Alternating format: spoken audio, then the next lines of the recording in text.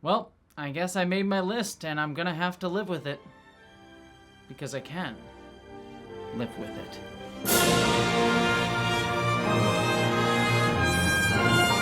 Hello interwebs, I hope you are all doing well because it is finally time and you knew it all was coming. I am going to be ranking my top favorite 20 episodes of the entire Star Trek franchise. Yes, across every single series, I am going to be ranking every single episode.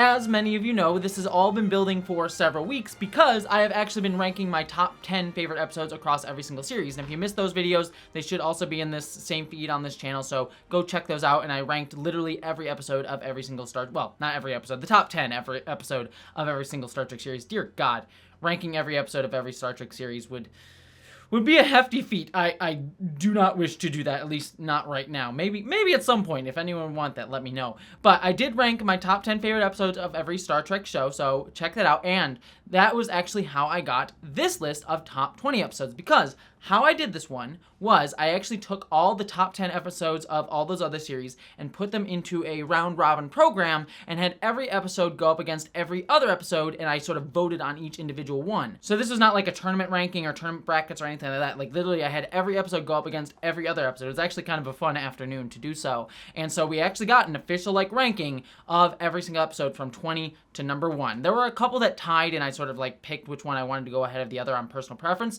But otherwise, this was as scientific as I could possibly make a very opinionated piece to be. So, that being said, I am only going to be ranking my top 20 episodes here because if you want to know the honorable mentions and the other episodes that could have been on this list, go check out my other videos because then you can see what other episodes I liked of those series. Also, before we get started, 2 things to mention. Number 1, because I've already ranked all these episodes and talked about each of these episodes previously, and because we have 20 to get through for this video, I'm kind of just going to go through them fairly quickly. I'll talk a little bit about each episode after I sort of tell you which one it was, but I'm going to go a little bit quicker and talk a little bit less about them because I already talked about them in previous videos. And number 2, as sort of obvious by the fact that I already ranked my favorite modern Star Trek episodes, this list is including episodes from currently ongoing Star Trek series like Discovery, Lower Decks, Picard, Prodigy, Strange New Worlds.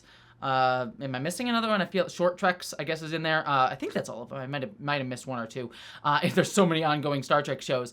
But because of that, this list actually will technically be outdated in just a few weeks when Star Trek Lower Decks Season 3 premieres, because obviously I could not include those episodes in this list, because, you know, I haven't seen them yet. So if you are watching this video in the far off future and are coming back to it, just know that this list is made from every single Star Trek episode that was released before July of 2022. So that includes the first 10 episodes of Prodigy, the first 4 seasons of Star Trek Discovery, the first 2 seasons of Star Trek Picard, the first season of Strange New World, the first 2 seasons of Star Trek Lower Decks, and then the first 2 seasons and possibly the entirety of Short Treks, depending on if they're ever going to get back to that show. And then obviously all the episodes of every single prior Star Trek series. So those are the episodes that we are working with now. So if you come back to this in the future and there's like 20 new Star Trek shows and you're like, Jesse, why did none of those ever get on the list? That is why. I cannot predict the future as much as I wish I could. All right, with all of that preamble out of the way, let's get into the list, and I'm sure no one's gonna have any problems with any of it. Starting off at the very bottom of the list, number 20, Year of Hell from Star Trek Voyager. Yeah, we're starting off with Star Trek Voyager of all the series on this list, and this was a fantastic 2-parter. Most importantly because it kind of really showcases what Voyager could have been if it really had capitalized on its concept from the start. We get to see Voyager just right on the edge of constantly being destroyed, of constantly getting more and more damaged, and having to carry that forward. That was the problem with Voyager overall, was that it just felt like another Star Trek show just set in a new quadrant without really dealing with the fact that this was a ship cut off from Starfleet. And Year of Hell really showcases what this show could have been. And honestly, I really wish that this had been the entire season of Season 4 of Voyager like they had initially conceived of this episode. But that being said, within and of itself, this is just a great wibbly-wobbly, timey-wimey time travel storyline with some great character beats for pretty much every single character in Voyager, but especially for Janeway and Chakotay. Chakotay not often getting a lot to do, and a fantastic guest appearance by Red from that 70s show. So overall, great episode of Star Trek Voyager and a good beginning to our list. This vessel has done nothing. It is an assemblage of bulkheads, conduits, tritanium. Nothing more. No, you're wrong. It's much more than that. This ship has been our home It's kept us together. It's been part of our family. As illogical as this might sound, I feel as close to Voyager as I do to any other member of my crew. It's carried us, Tuvok. Even nurtured us. And right now, it needs one of us.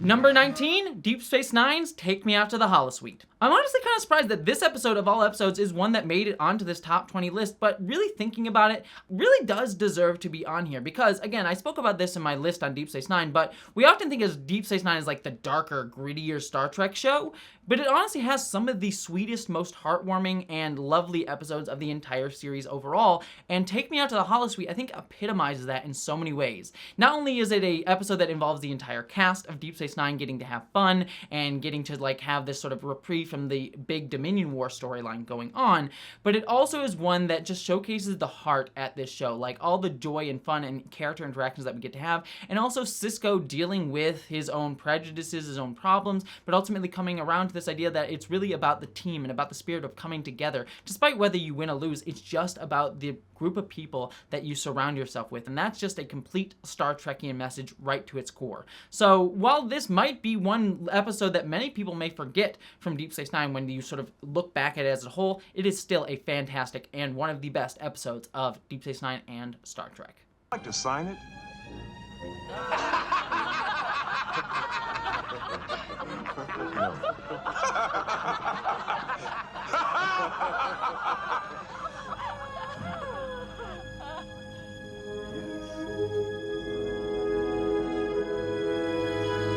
Number 18, Star Trek The Next Generation, Tapestry. I mean, any episode that has John Delancey is already getting an upper hand on this list, but quite seriously, just this interaction between Picard and Q in this episode is just so great. It showcases what I love about their relationship, where they do have this sort of like rivalry, but still kind of surprisingly tender relationship, more so than you would initially think given Q being postured as a villain. But not only that, this is a great character piece for Picard, showcasing why he is the captain that we have on this show and what makes him a good, strong leader, despite some of his reticences looking back on his life. It's just a great character piece overall and a great episode for the series. You're right, Q. You gave me the chance to change and I took the opportunity. But I admit now, it was a mistake. Are you asking me for something, Jean-Luc? Give me a chance to put things back the way they were before. Before you died in sickbay. Is that what you want? I would rather die as the man I was than live the life I just saw. Number 17, Deep Space Nine's Homefront and Paradise Lost. We're returning back to Deep Space Nine for this list for a fantastic two-parter that showcased what the strengths of Deep Space Nine were. This was a show that showcased the darker side of the Federation, the sort of underbelly that often was belied this utopian exterior that we got to see in The Next Generation. How really this utopian ideal was something that everyone had to work for and hold on, and how really fragile it really could be when you see something like the Dominion and shapeshifters coming in and really upsetting it and turning it into our darkest impulses. This is just a great analysis of how important and hard it is to hold on to that utopian ideal of Star Trek, and just really was showcasing how Deep Space Nine constantly deconstructed Star Trek as a franchise, and is just a fantastic showcase of Deep Space Nine's strength. You may want to test everyone, but that doesn't mean we all have to cooperate. I didn't take an oath to Starfleet. Neither did Jake or your sister or anyone in your family. We have rights, Ben, including the right to be as stubborn or thick-headed as we want. Damn it, Dad. Can't you cooperate just one time? You don't take your medication. You don't go to the doctor. You won't let Judith help you in the restaurant. Just one time, please do what you're asked. I wish I could, but what you're asking me to do is wrong. You can't go around making people prove they are who they say they are. That's no way to live. Number 16, Star Trek Lower Decks, Crisis Point. I adore this episode so much. Not only is it a fantastic parody of Star Trek movies and this sort of over-the-top, like, heightened nature that they can be in comparison to the more slower-paced and sedate TV shows, especially of Next Generation, and it just has a lot of fun with it, but on top of that, it is such a great character piece for all of our Lower Decks characters. Episodes like this are why I love Lower Decks so much, because they send up and make fun of the entirety of the Star Trek franchise and make us Star Trek fans, like, overjoyed with all the references and over-the-top stuff, but still manage to make it emotional and just character driven. And the final sequence between Mariner and her holodeck doppelganger is one of the strongest pieces in the entirety of Lower Decks and in character writing for modern Star Trek. She never fails to take my breath away. I wish I could kiss her and squeeze her. Excuse me? The Cerritos is a handsome lady. You're damn right about that, Boiler. Call the ship a handsome lady. Number 15, Star Trek Enterprise's Babel 1, United, and the Enar. You know, Star Trek Enterprise is a series with a lot of flaws. No one is denying that. But when it started to sing in the series' 4th season, it really sang, and these 3 episodes showcase it. It showcases what the show could have been, with these episodes showing us the beginning of the Federation, the bringing together of all these different races and species, and how humanity got to be at the forefront of that, and how Archer became this important figure in Federation history. Not only that, it also led us into the promising storyline of the Romulan War, a huge part of Star Trek lore that we never actually really get to see or learn much about. And so this episode kind of promised to show us a little bit more of that, and it's really disappointing that the series never got to go that far. But that being said, this is a phenomenal 3-parter of Enterprise. If you're waiting for me to stop you, don't worry. I won't. You heard what he said. And I heard what you said. So now it's time for both of you to listen to me. Instead of insulting you to make you feel at home, and putting up with your arrogance as a sign of my respect, why don't the 2 of you try behaving like humans for a change? And you said you wouldn't be insulting.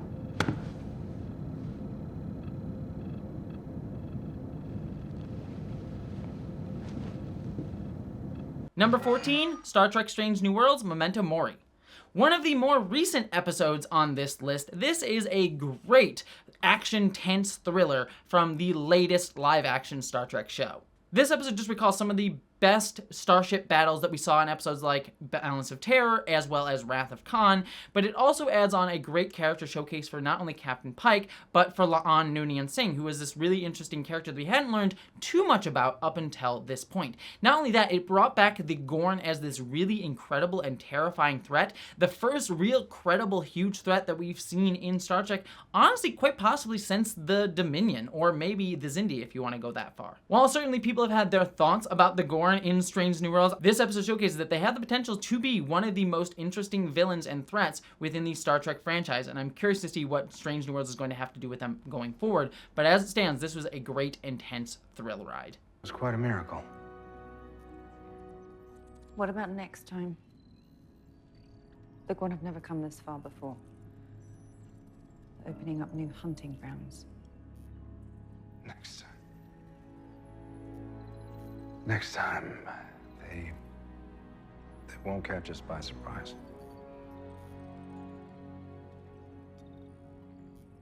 We'll be ready for them.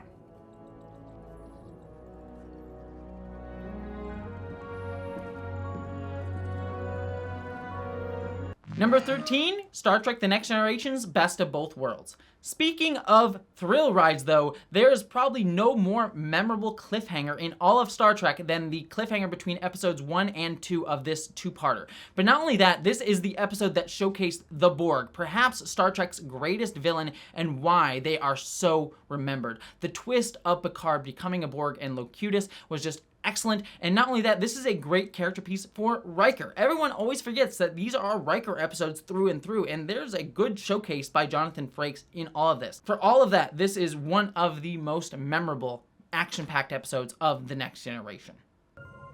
How much do you remember? Everything. Including some brilliantly unorthodox strategy from a former first officer of mine. Number 12, Star Trek Voyager Living Witness. So, being honest with all of you, this is the highest that a Star Trek Voyager episode gets on this list, unfortunately, but it is a strong showcase for the series. This is such a great look at how history is rewritten, how different ideas get passed down through generations, and how misinformation happens, but also showcases how history can be an inspiring story for many, how we draw inspiration from our history and from our stories.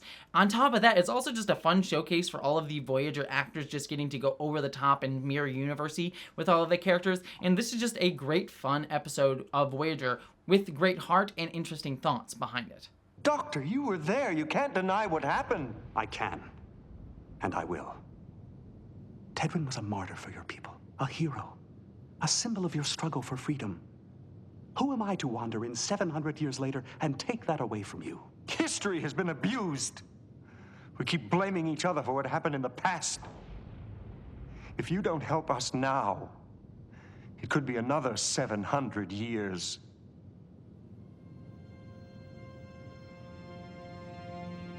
Number 11, Star Trek Deep Space Nine, Duet.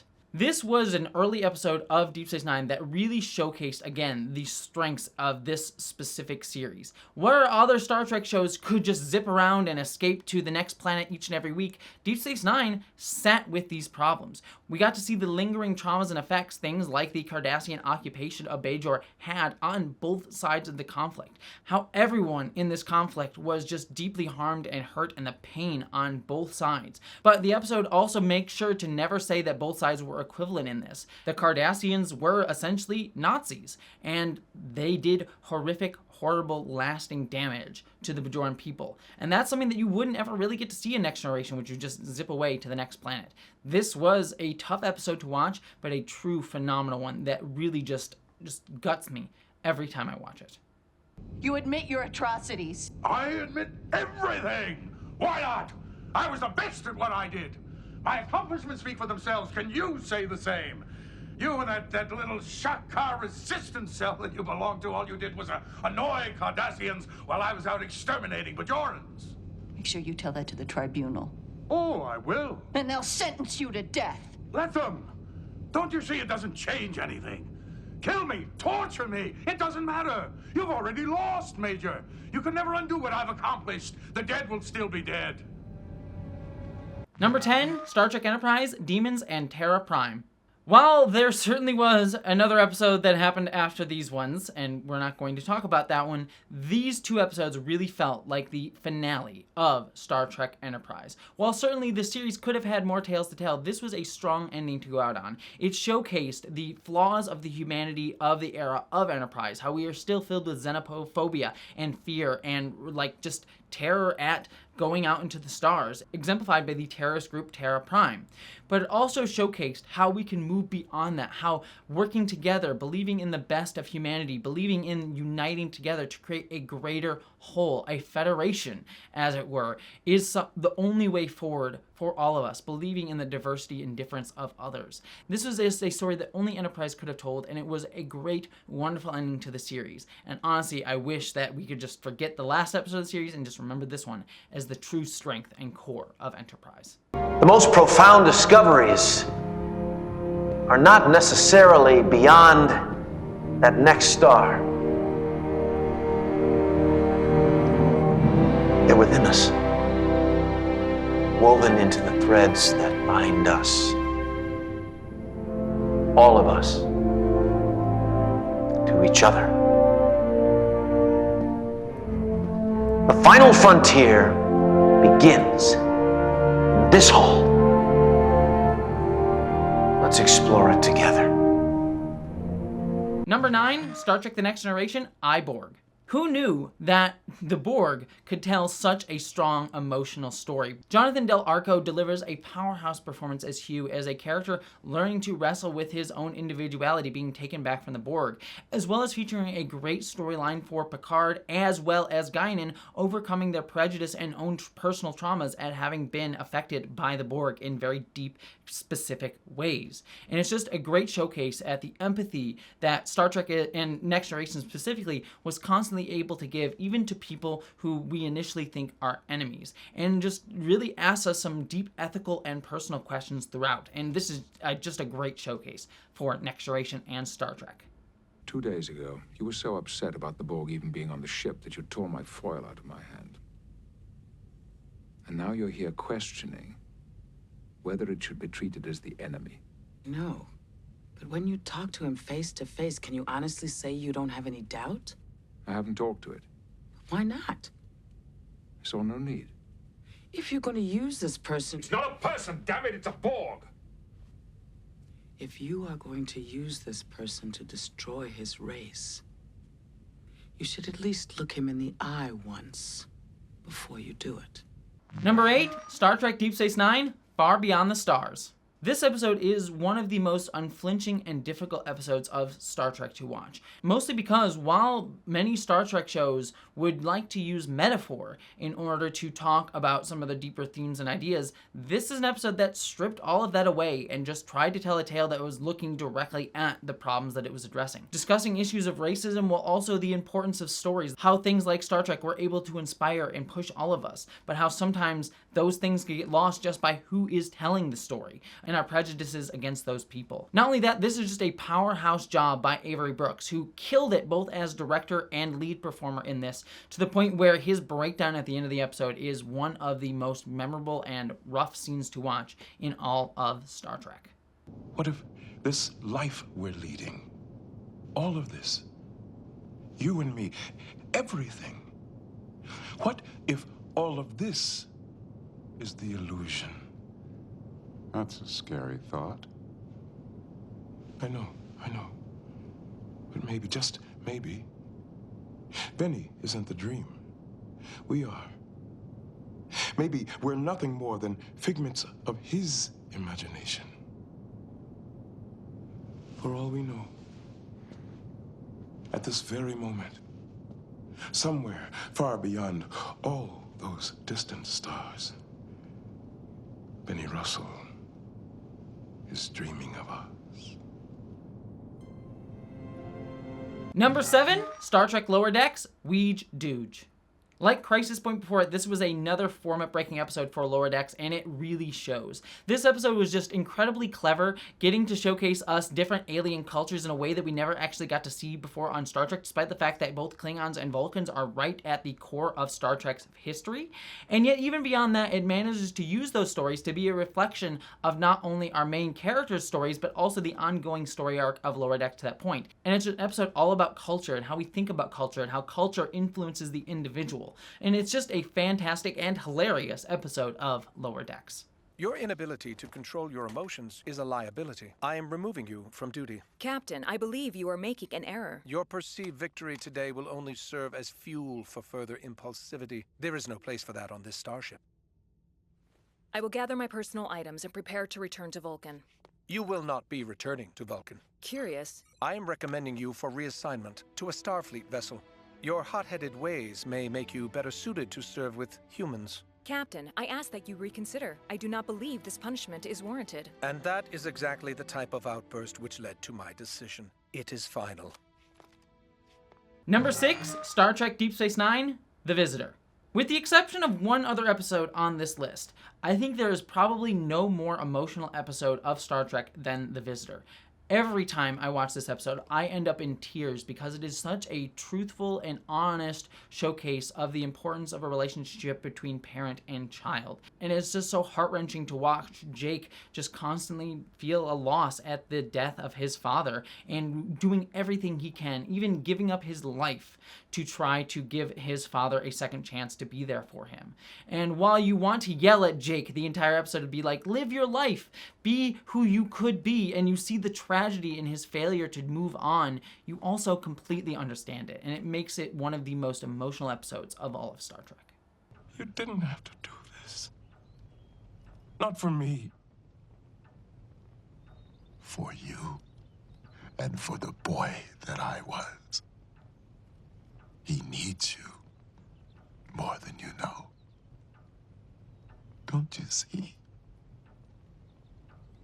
We're going to get a second chance.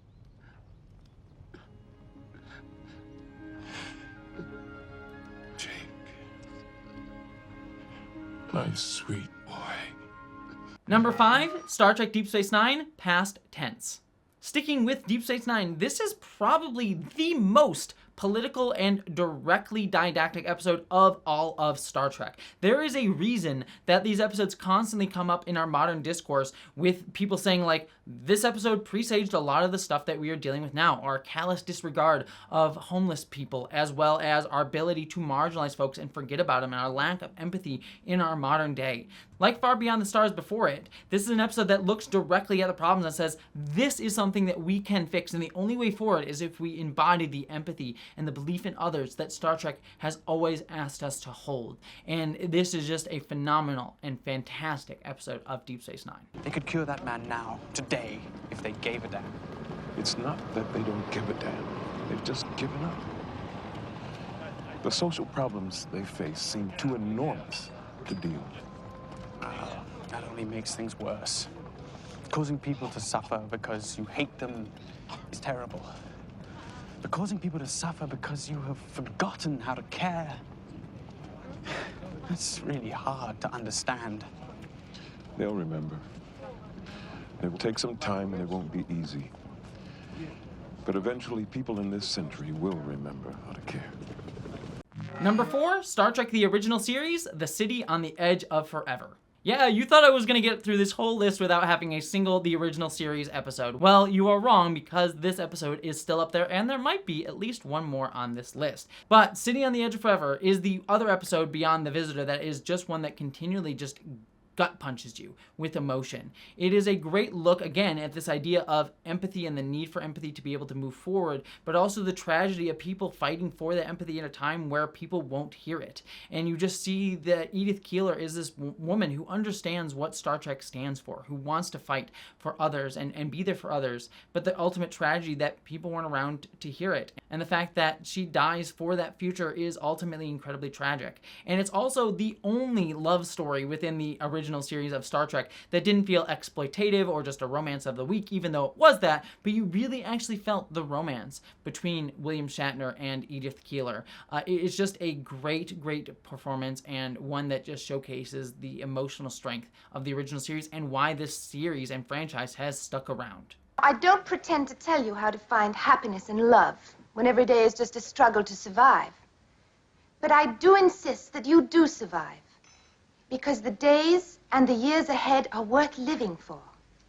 One day soon, man is going to be able to harness incredible energies, maybe even the atom.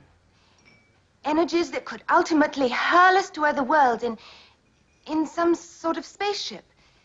And the men that reach out into space will be able to find ways to feed the hungry millions of the world and to cure their diseases. They will be able to find a way to give each man hope and a common future. And those are the days worth living for.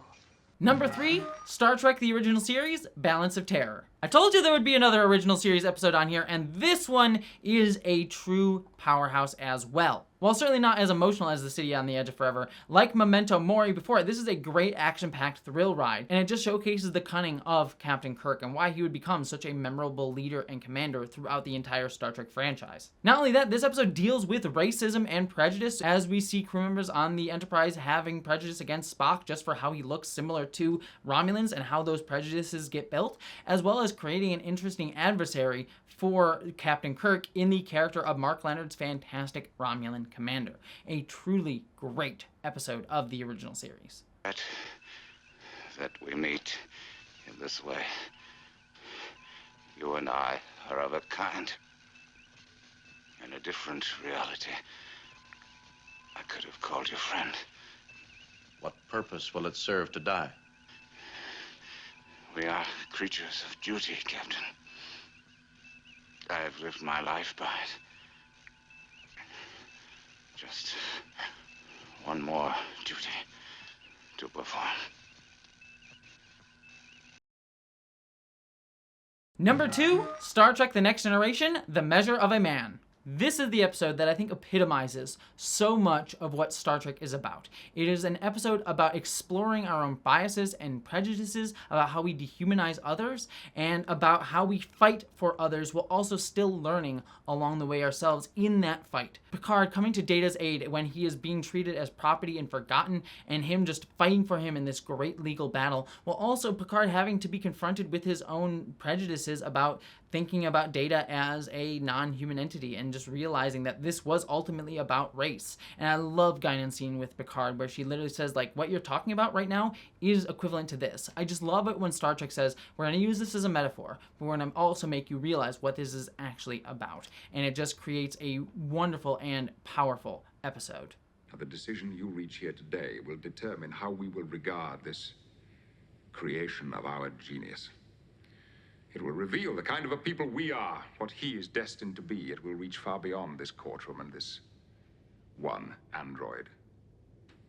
It could significantly redefine the boundaries of personal liberty and freedom, expanding them for some, savagely curtailing them for others. Are you prepared to condemn him and all who come after him to servitude and slavery? Your Honor, Starfleet was founded to seek out new life. Well, there it sits. Waiting. But this all leads us to the final episode on my list, and that is number 1, Star Trek Deep Space Nine, In the Pale Moonlight. This is an episode that might be incredibly divisive to put at my number 1. While certainly I know many of you out there would also completely agree with me that this episode deserves to be number 1, there are also probably many of you out there that would highly disagree with me with it being number 1, because in some ways it kind of goes against the grain of what we think Star Trek is and can be. While Measure of a Man is an episode that showcased everything that Star Trek stands for, in many ways In the Pale Moonlight tears all that down. We see a commander in Sisko willing to sacrifice his soul and really willing to sacrifice his ethics in order to do what needs to be done in the Dominion War. And it even goes so far with such like symbolic moments where Sisko puts his hand over where his comm badge, the Starfleet emblem, would be when he realizes that he is going to let that symbol down of what the Federation and Starfleet and Star Trek ultimately mean. But that ultimately, that deconstruction of that idea makes you understand why it is so important to fight for. And I think Avery Brooks just brings a fantastic performance to this man who just sacrifices everything to ultimately save and try to uphold the ideals that he believes in. And this push and pull between these sacrifices, coupled with the great performance by not only him, but also Andrew Robinson and Garrick, just makes this one that I could not put any lower on this list. Again, I can understand the argument for this being lower on the list of Star Trek episodes, but for me, I think there is no better episode of any Star Trek show than In the Pale Moonlight. I lied. I cheated. I bribed men to cover the crimes of other men. I am an accessory to murder. But the most damning thing of all, I think I can live with it. And if I had to do it all over again, I would. Garrick was right about one thing. A guilty conscience is a small price to pay for the safety of the Alpha Quadrant. So I will learn to live with it.